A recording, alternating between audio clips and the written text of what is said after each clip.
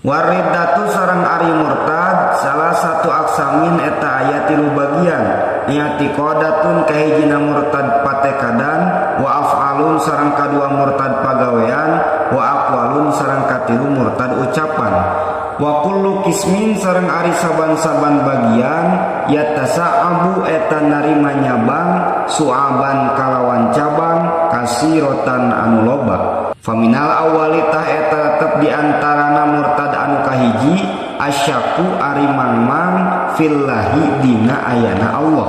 aw fi rasulihi atawa dina ayana utusan Allah, awil qur'ani atawa ayana Qur'an, awil yaumil akhiri atawa ayana poe akhir, awil jannati atawa ayana surga,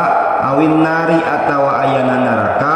awis sawabi atawa ayana ganjaran, awil iqabi atawa ayana siksaan, aw nahwi zalika